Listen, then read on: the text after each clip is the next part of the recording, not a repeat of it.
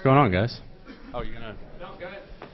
I didn't want a podium up here, but all right. Well, thanks for coming. It's occurred to me there must be some sort of thing that people do on the internet where they communicate really quickly, because everybody found out about this in a hurry, Twitter or something. Anyway, so I'm stepping away from. I'll use this. Is this on? Yep. Either way. All right. So I'm stepping away from full-time driving in the Cup Series, and I'm not taking any questions. So thanks for coming. No, just joking. I think I owe it to you guys, and I'd like to share my reasoning and then allow you guys to ask some questions and talk about this. But before I get to my reasons, I'd like to just talk a little bit about my career and things that are important to me. And when you're done, Bob, I'll be.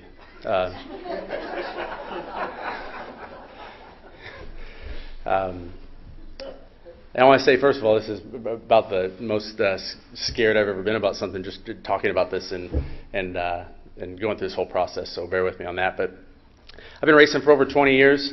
It's been something that I wouldn't trade for anything. I have no regrets. It's been a blast, and I owe thanks to a lot of people, my family, my mom, my dad, and all the people who have become like family through racing, from Capitol Speedway in Holt Summit, Missouri, all the way to Daytona, and Mike Helton and Lisa and Brian France and everybody at the top of the sport. And I've had so much fun meeting everyone. Had so much fun driving. I mean, guys, there's nothing I love more than driving down a corner at 190 miles an hour sideways next to the best people in the world, the best drivers in the world. And so, yeah, my competitors. You guys are amazing. You can be jerks sometimes, but let's be honest, I can be a jerk too. So, but what you've done for me, my competitors, all of you, is you've pushed me, and you've made when you win one of these races or you do well, you know that you have beaten the best, and it feels almost impossible in the process. But then when you're done, it's the most amazing feeling ever, and that's because of how good all of you guys are. And so thanks for letting me be a part of that group. To all my crew members and team members and people who built these cars and worked on all of these things, and Jason Hedleski, my spotter, and Randy Fuller and Dave Rogers, who's become one of my best friends, and the team owners I've driven for, Mike Mittler, Jack Roush, Coach Gibbs. There are no better men on earth, and I'm glad to have been around them and to see how they do things and to have been a part of that. And without racing, I wouldn't have been able to do any of that. So the fans have been spectacular. Jack Roush said, we could all go do all this and race around in a field with nobody watching, but that wouldn't be any fun. I mean, the fans are what make this great. My buddy, the late great Bob Healy, used to say the world's all screwed up because all the people that are qualified to fix it are busy messing with cars. And I think that sums it up. There's some really great people in the sport. And the media, thank you guys. I know when I first came in the sport, all you did was write nice things about me, and I thought that's how it was always going to be, and I really appreciate it, and I thank you. But then we went through some down times, and now we're good again. So if any of you are planning on writing bad stuff, you don't get the free subway on the way out. So just let that be known. So we get to the reasons. Why would I step away from all of that? And the reasons are pretty straightforward, and there are three of them. Number one, I'm personally satisfied with my career. And I know right now you're thinking, you don't have a championship. Well, I mean, Jimmy's got some extras if he wants to send one my way, but truly, I mean, you guys know that I don't race just for the trophies. This has always been this has been a neat journey for me, and it's always been something that I've been rewarded by the challenges. And there's some race car drivers sitting here, Ricky, and you know how it is. It's scary in so many ways to go racing. I mean, initially, first time I stepped on the throttle in my dad's race car, I mean, I thought I was the greatest driver ever, and about a half second later, I pulled my foot right off, and I couldn't get it to go back down. And I thought, man, this is going to be tough. And so you go from that to, working up the courage to ask people to drive a car, to being put in situations where if you drive well and you win, you get sponsorship and everything works. And going through that whole process and becoming a better person, a stronger person, a better competitor, a better teammate, a better friend to people, That's a big deal to me, and I feel accomplished. And I know when I sit in that race car that I am the best race car driver I can be. And so whether or not I have that championship, that I'm really satisfied with that. So that's long-winded version one. And remember, I am long-winded. You guys know that. But I'm saving you like a whole year of this stuff by doing it this way. So, second reason is that, and I'm not going to get any sympathy from anyone in the room, but this is an all-encompassing thing. You guys, we do this, and it's full-time. And not just the physical time, but I wake up in the morning thinking about racing. I think about it all day. I go to bed thinking about it, and I have dreams about racing. And that's just how it is. I've been doing that for 20 years, and I need to take that time right now and devote it to people and things that are important to me, things I'm really passionate about. And the third reason is my health. I can stand here healthy, and that's a testament, after all the racing I've done and all the stupid stuff I've done in a race car, that is a true testament to NASCAR, to the tracks, to the people who built my race cars, to my competitors, and to the drivers who've come before me who haven't been so fortunate. Having said that, though, it's a risky sport. I'm aware of the risks. I don't like how it feels to take the hits that we take, and I'm a sharp guy, and I want to be a sharp guy in 30 years. And so those risks are something that I want to minimize. Now, if I put those three things together, that brings us to the timing of this. Slight shock, I know. I keep thinking about that scene from Forrest Gump where he stops running. Everybody's like, what? So if I put those three things together, the timing for me to do this is now. And that's where Coach Gibbs comes in. I don't know if Coach is in here. Hey, thank you for allowing me to do this. This is a personal decision. If I wanted to race next year, I know I've heard, I shut my phone off, but I've heard people think I'm going somewhere else or doing something else. If I'm going to get back in a race car, which I'm not saying the R word here. I've seen how that's worked out for guys, but if I'm going to get back in the race car, I'm calling Coach Gibbs first. There is no better race team. There is no faster car than the Toyota Camry. There's no better engine. There's no better crew chief than Dave Rogers. There's no better crew, and I'm going to race here. And so thank you. When I walked into his office, I said, "Hey, Coach, this is something that's important to me. Is this possible?" I've told him this. I made sure that check which hand the ring was on because I thought it was coming, and instead he stuck out his hand in a much different way, and he said, "I admire you for being able to make a decision like this, and I'm going to go to work for you." And that's the type of person Joe Gibbs is. That's the type of organization this is. I cannot thank him enough. So those are my reasons. I'm satisfied with my career. I'd like to spend time on other things outside of it. And my health is important to me. And I am healthy. Everybody texted me yesterday. But yeah, I'm great, and all people close to me are healthy. I appreciate those concerns, but that's not an issue.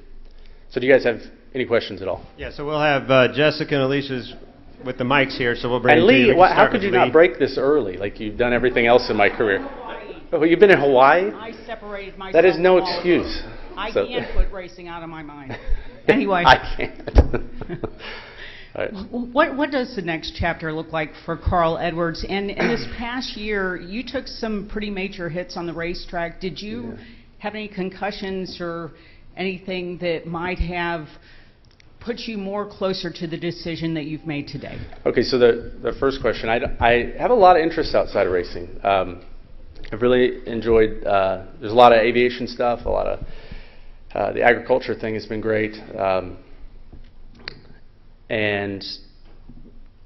I love the sport, and I think as much as I can, we get some really exciting things coming up we're going to talk about later. I'd really like to be a part of this and be close to it, and there's no telling what we could do together, Coach Gibbs and I, going forward.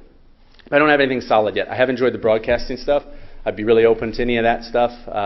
I used to think that would be no fun, but the more I've watched, and I've watched how much fun people are having with it, and that could be something that's neat. And then what was the other part of your question? Did you suffer any concussions last year in the 5 hits that you took throughout the course of the... So, like I said, I'm 100% healthy, but I am aware that it's a risky sport to put on a helmet and a fire suit to go to race.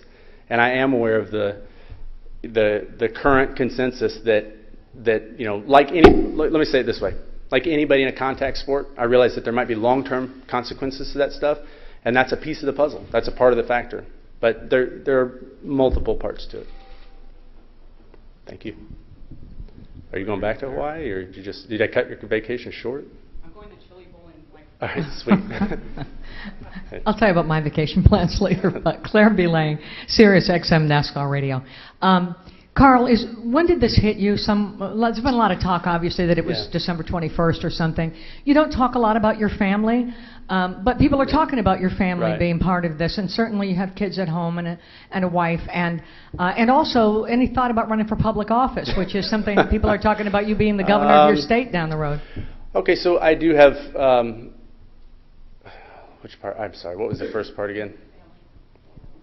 Okay, so yeah, like I said, I mean, you guys know I'm a private person. I mean, I am, and I value that. I think it's important. And but like I said, the time that this takes, I'll say this, that I want to be able to spend time on things outside of the sport that are important to me. And I think it's the right thing to do. And as confusing as this whole thing might be to people, this might not make sense to people. I mean, that's the risk you take with something like this. And I have to be honest, it makes you nervous to think, for me, to do something like this and wonder if everybody understands or not. But really, that's part of what I talked about earlier about growing as a person and the things this sport has taught me. Anyway, I'm getting long-winded, but yeah, I'm excited to be able to spend time on things outside of the sport. Yeah. When did you come to this? So I had been thinking what I thought was reasonable amount about kind of how this would end. I always think about things going forward, and in my mind, I'd considered next year being my final year, but I hadn't put really a lot of thought into it. And after Homestead, I had some time to sit, think, and reflect about all this. And for those three reasons that I gave you, I thought, man, I can't come up with a good reason why now isn't a good time. And so I presented that to Coach. I didn't know what he would say, and like I said, he and the sponsors, I mean, everyone have accommodated me in a way I just didn't expect, and that means a lot. And what about public office? Okay, so I do have really strong feelings about our country and what it means, what America's about, and the principles that keep us free and safe from the biggest risks in history. And so I don't know if I'm not prepared right now to participate in any public office or anything, but I am very open to helping that cause and helping the cause of liberty and freedom and what it is that America is about. Let's go to this side of the room over here. Steve Richards with PRN Radio. Carl, was there a defining moment that served as a catalyst for all this? That's a very interesting question. Sorry, it'll be an interesting answer. I hope you'll bear with me on it. But there are times, the people close to me know that I follow my gut. And as an analytical as I am, and as much as I wear people out about the details, Coach can attest to that, I do. I follow my gut. And sometimes I just gather what's around me, and I say, look, if all signs point to this, then that's what I need to do. That's what got me here in the first place. The way everybody looked at me when I announced I'm doing this is the same way people looked at me 20 years ago when I said, hey, I'm going to drive a race car for a living. Like, you're crazy. I mean, literally, people laughed at me. But that same way of thinking applies now. I really believe it's the right thing. It's a personal thing. I feel strongly about it. I'm very confident in it. And so, no, there was not one thing. Just a series of those things over time. I'm sure it's the right direction for my life. Jenna, I can't believe you actually wrote the subway thing. That was pretty funny. I thought you meant you'd quote it to, like, other people. I'm sorry. Carl, you've repeatedly said you're walking away from full-time racing. Right. Could there be other races? Absolutely. I don't know what I'm doing right now, and I hope you guys will accept this because I know it's hard for. I mean, Coach and I have had these talks.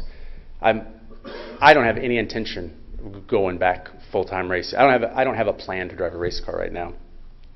But I know enough about, I just know how things work, and if it comes up and the right opportunity is there and at that moment it's the right thing, then for sure I'd entertain it. But like I said, the first person I talked to is Coach. And losing the championship the way you did, and the sting, the inevitable sting that had to come from that, might things have been different if you'd won the championship? It's a good question. In a lot of ways, I think it. I don't want to start down. I don't know. I'll say that. I mean, who knows? It might have made it easier.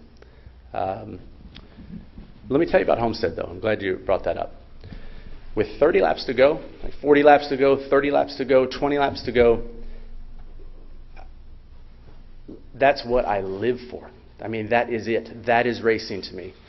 I mean, Dave and I had worked all year to be in that moment, to battle with Jimmy, and then to be able to pass Joey and Kyle for the ultimate prize, driving just as hard as I could, and to be in that position and to know that day we were getting it done. I mean, that's what I live for. And that part of Homestead, for me personally, I won. I mean, that's what it's about. And the outcome, obviously, I wasn't happy with, and that's frustrating and everything. But I feel really good about that.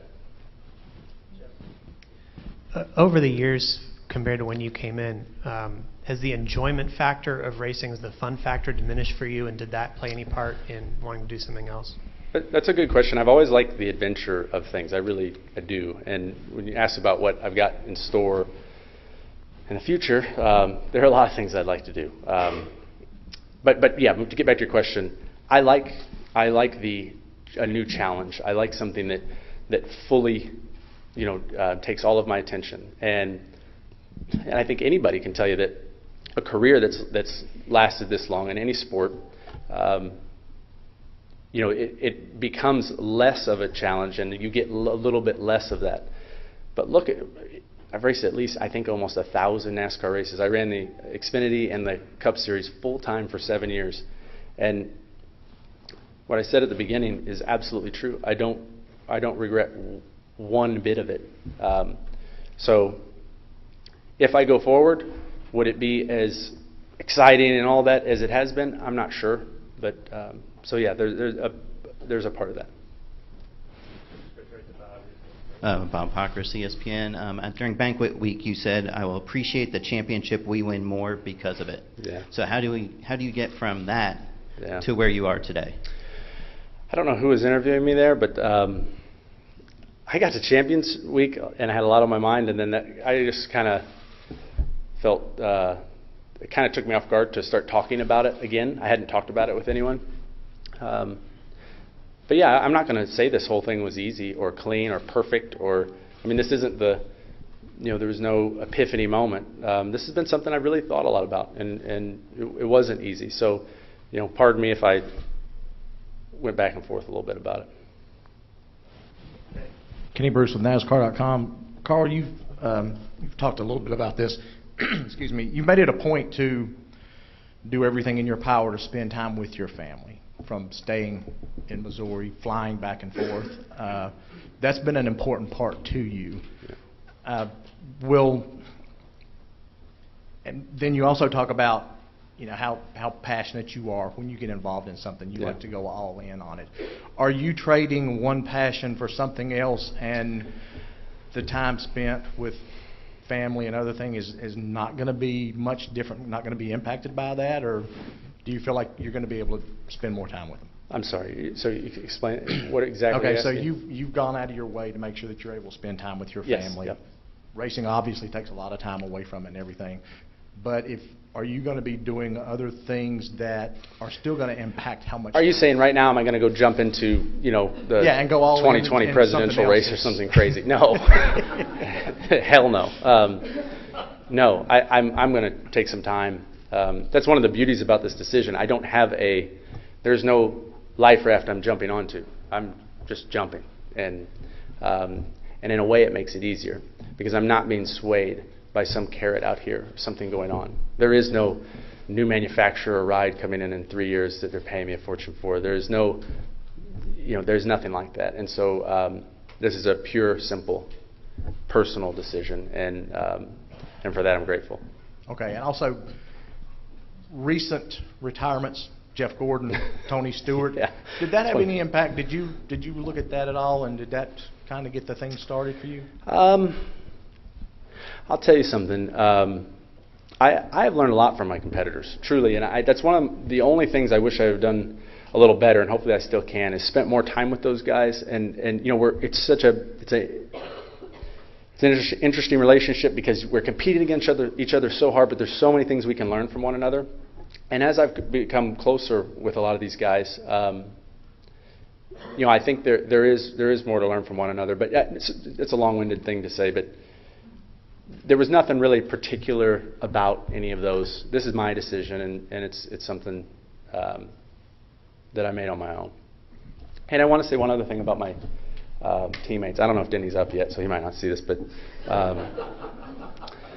they're awesome guys. My teammates are amazing. I've heard people say, somebody said, well, wait, can you not get along with your teammate? Guys, this place is, I have the best teammates in the sport. They're great. And I have not always been the best teammate. I have been a self-centered jerk at times. I know that. That's been pointed out to me by multiple teammates. But they have made me better, and I'm better because of them. And so yeah, I just want to make sure I thank them. I think we had Ryan right there. Tom. Brian Nelson with MRN. So, Carl, since word broke yesterday, a lot of the folks in this room have written a lot of flattering articles about your character that's been displayed over the years. And Nate had a quote that said, "You've always lived your life by the Midwestern mentality. Pretty simple. Do your job, do your work, be kind to people, and your reputation will follow." So as you look back on your career and a lot of the things, I am thinking specifically about you going to the 22 pit box after the incident in Homestead. You talk a lot about just wanting to do the right thing. Are you focused on that, or are you aware of yourself as a role model and how you're perceived by others? Man, I don't know. It's very flattering, but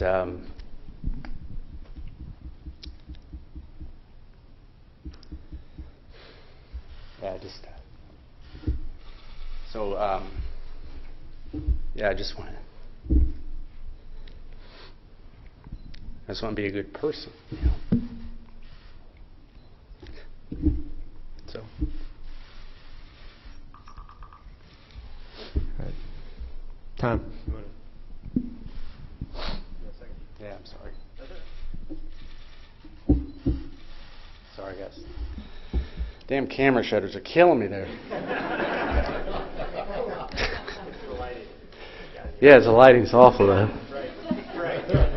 I'm sorry. It's nice of you to say, and just think about I want to.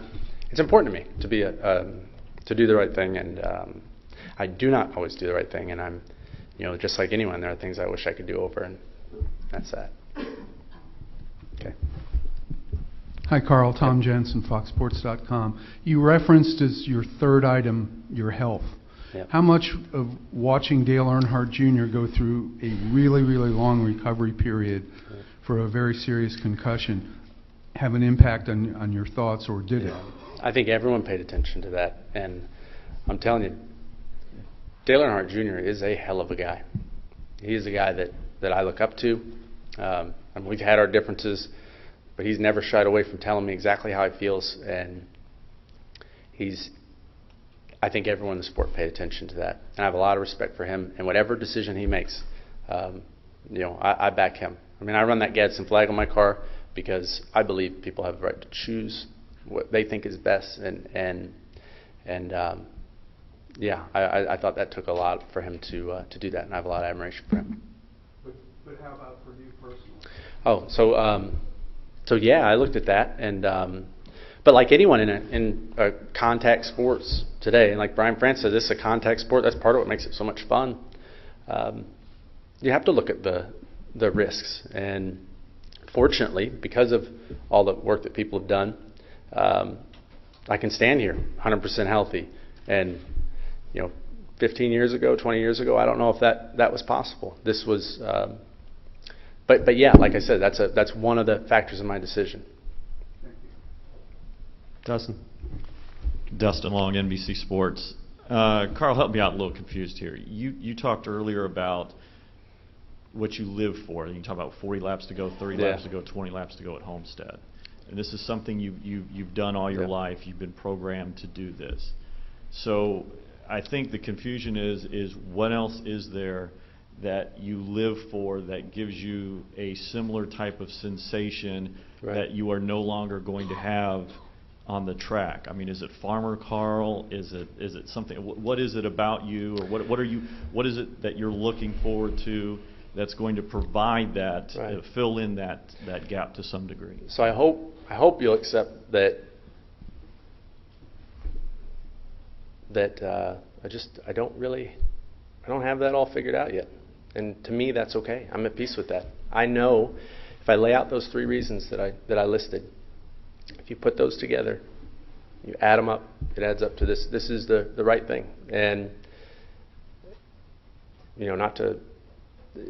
life's short. You got to do what your gut tells you. And I have a feeling I'll find something. And if I don't make Coach too mad, if I don't, maybe he'll have me back. Nate. Nate Ryan, NBC Sports. 2-part question, Carl, kind of following up on that. I just want to clarify, I know you said that there is no manufacturer out there that has offered you some ungodly sum of money. So just to put it on the record, you have not had contact with any other manufacturer, any other teams about the future? So no, I've had no. This is not a decision because I have something else lined up or the desire to go line something up. I can't tell you that while my phone's been off, I haven't got some offers or something crazy in there. I don't know, but I am not entertaining and have not contemplated anything else like that. Nothing. Okay. And then to follow up on what you're saying about Coach Joe would be your first call. If you decide you want to come back and race, what do you think his response would be to that? Because obviously, I don't know, to use a famous NASCAR team owner expression, I don't know if there's going to be a lot of room here at the inn for you going forward. So what happens if in 18 you decide you want to come back and you can't come back here? Well, if there's one thing I learned about Toyota is that Toyota makes sure that that what they go do, they do well. And we look at what Martin was able to do at Furniture Row, Barney Visser and those guys. And I don't want to start down this path. This is not my plan. You know what I mean? But I'd be open to anything that involved Coach Gibbs, Toyota, and the people that make this thing work right now. I mean, this is a cool deal. Go back to the right side of this room, and we have. And I hope I'm not minutes, speaking out of turn or anything. I hope I'm not. Tyler Burnett, MRN. Last night, Kenza said he had no idea this was coming down. Did you associate told me that too. Yeah. Did you talk to any of your peers or any of your teammates? And when you decided this moment, who was the first person you wanted to call and tell? I think Matt was the first driver I talked to, and I woke him up. But yeah, I think it's important for me. A number of drivers have reached out, and that means a lot. And if any of them want to talk to me about it or anything, I'd be glad to talk to any of them about it. Nobody in particular, but like I said, I have a ton of respect for my competitors. And I used to truly go with the idea that you show up at the racetrack with your own stuff, and they're your enemies, and you take your money home and don't worry about them. And I've learned that it's not like that. You can go out and compete and appreciate that competition and be respectful off the track. And I've learned that from my competitors. So I got nothing but love for those guys and girls. And if there's anything I can do for them, I will. I think we have time for about 3 more, guys. 3 more? Is that right? Yeah, it's great. I don't drink a lot, but I may start after that. No. Hey, Carl. Doug Rice, PRN. You've only got about 3 more of these to answer. Hey, events like this are a big part of a driver's career. How would you characterize Carl Edwards' relationship with the people in this room, with the media over your term of your career? Okay, so from the beginning, racing for me was a struggle because we didn't have money to race. And I understood the relationship between the media and the team and the drivers for that matter. And you guys deliver our sport to people. if I'm not at the track, I will be reading your articles and watching your shows and watch. I mean, I'm going to now be, you know, I'm going to be living or, you know, being a part of the sport through you guys. But my point is that without you guys, the sport doesn't get to the people, and I've always felt that way. And yeah, I mean, I've had a lot of you know, talks with a lot of you in the room, and we've been through a lot together, and but I have a lot of respect for you guys, and I don't know, you know, I hope you guys feel the same. Come back here, Bob, and go with Chris. Carl, when a lot of us were trying to figure out why now, you know, there's maybe some speculation or some thought, well, maybe you started trying to renegotiate your deal, an extension to stay here, or maybe it was the caution flag that brought out, that bunched everybody up at Homestead. Were there any frustrations or anything that you're like, man, this is just going to be, I just don't want to do it anymore? Right. So people say you're mad at NASCAR. I was like, well, not any more mad than I normally am at NASCAR. But no, I mean, that's just, it's, I mean, no offense, Mike and everybody. I mean, but let's, the deal is that, let me say this, as recently as Vegas, I sat down across the table at breakfast, just me and Brian France, and we had an unbelievable talk. There's never been more open communication between the drivers in NASCAR, and I can assure you this, Lisa, Brian, Mike, Richard Buck, everybody, they want this sport to be the best it can be, just like all of us. And if there's anything I can do to help them, I'll be glad to do it. So that answers part of it. I think there was another part you asked me. Have you started, have you talked about any sort of contract extension or bids before? No, this has nothing to do with any contract negotiations or anything like that. Yeah, this is not a money deal, guys. I mean, yeah, I like getting paid. That's great. But it's never been in my whole career. I mean, if I was looking for the sure bet to make a living, I would not have picked racing. So this isn't some sort of thing to negotiate more money. Okay, we're going to go to Chris, Jim, and then finish with Ryan. Chris Knight, catchfans.com. Carl, your fans on social media last night and yesterday were outpouring, emotional, said that they were sad and frustrated, and some of them were angry, but they respected you and they understood that you made the decision to walk away. Yeah. What's your legacy with your fan base, and what do you encourage them to do moving forward? Okay, so when I started racing, there weren't a lot of fans. I mean, there weren't this many people at the racetrack usually, and so as it got going, early in my career with Jack, when we were on fire and everything was great, and I thought, well, it's just how it is. People love you, you know. And then I went through some years where it wasn't so good. And I'm not joking. The fans, I realized they were a part of my team. They're a part of what I do. I was at some racetrack. I was having a really bad day. I hadn't won a race for a year and a half or something. And someone came up to me with all their 99 gear on, and they said, you're one of the best drivers in the garage. Don't you get down. I see you walking around like that. You need to go out there and kick everybody's butt. I mean, and I thought, I needed that. I mean, it meant something. And so I've learned to really, really appreciate the fans. And so that's cool. And it does mean a lot. I did get a lot of people asking. I mean, I felt like people were, in the last day since Tom broke this, a lot of people were worried about my health and stuff like that. That meant a lot of people are actually concerned, and so that's really, really cool. All right, Jim Otter, and then we'll finish with Ryan McGee. Jim Otter, motorsport.com.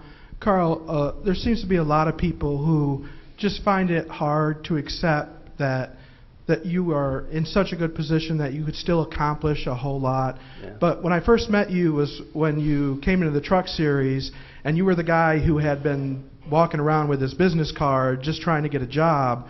When you look from your perspective, is this more than you ever expected? Yes. Yeah, I don't know how to explain it. I mean, it's literally like living a dream.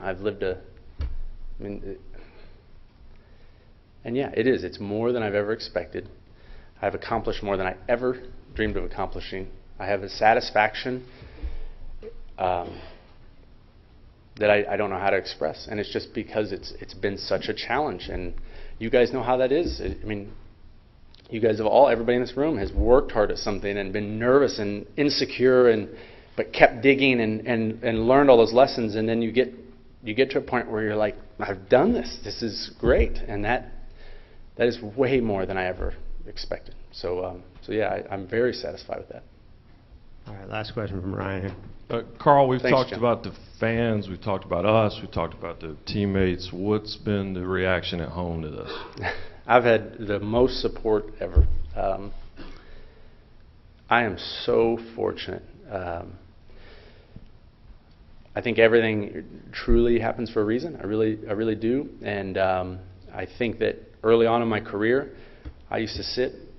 I remember sitting there being so upset and so frustrated because it's something I wanted so bad and it wasn't working, and I struggled. And just like anybody who's working at something hard.